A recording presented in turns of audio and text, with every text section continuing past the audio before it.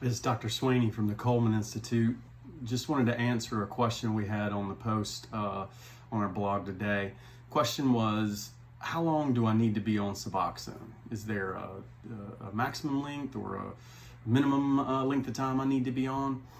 It's a good question. We get this question a lot. Essentially, everybody who goes on the Suboxone and will ask me this question, or they'll say, I only want to be on Suboxone for this period of time or for that period of time, or I only want to be on it for a short duration, just a little bit of time, and that's fine. I always say, hey, okay, that's good. You can be on it for as the time that you need to be on it. But the real problem comes is that Suboxone is a short-term kind of solution for a chronic, a long-term kind of problem.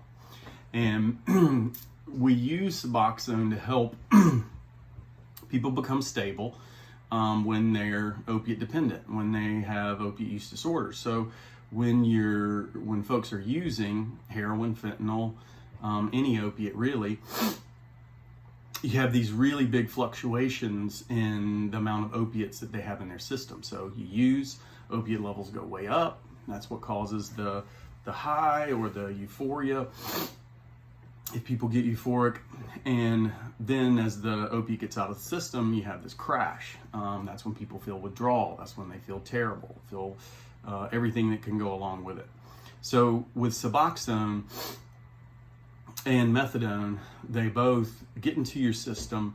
They have really long half-lives, so they stay in your system for a very long time. That creates a very stable level of opiate in the system, and people are not bouncing up and down, and they feel more stable. They're not going through withdrawal, and that allows people to get their recovery program together. And recovery programs are the fix, so to speak, to the long-term problem, the long-term solution. And usually people will look at me kind of funny when I'll say recovery program, or I'll ask people, someone who's been on Suboxone for some period of time, and they'll say, hey, I'm ready to come off. The first question I have is, okay, tell me about your recovery program. And people look sometimes confused. And recovery program is a general word for, what are you doing to address stress in your life? How have you made changes in your life to cope with stress more effectively? Because what happens with addiction is we end up getting into a situation where the only way we have to cope with stress is to use whatever substance it is. And when we use, we see that, hey, the brain gets quiet. Hey, I feel okay. Hey, I feel actually normal. This is great. And that's a strong connection that gets made in the brain, and your brain starts thinking, well, the only way to feel okay is to use.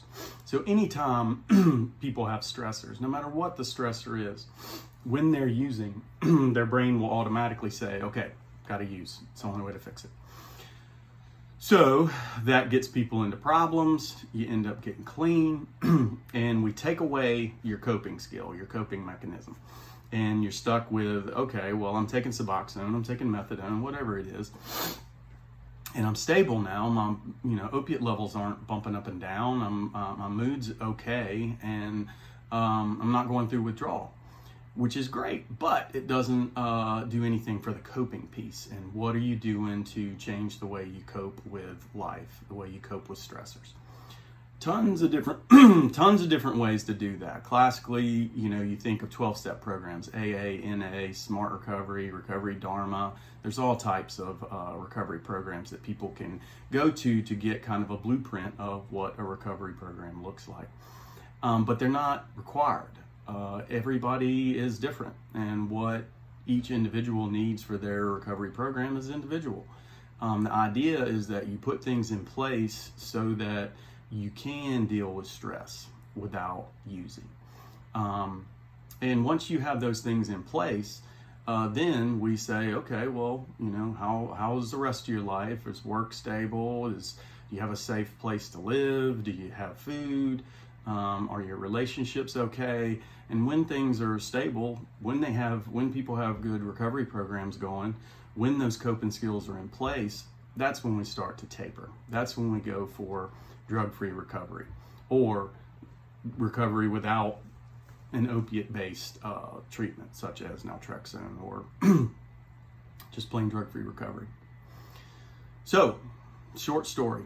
There's no minimum amount of time and there's no maximum amount of time that people need to be on Suboxone or Methadone for that matter.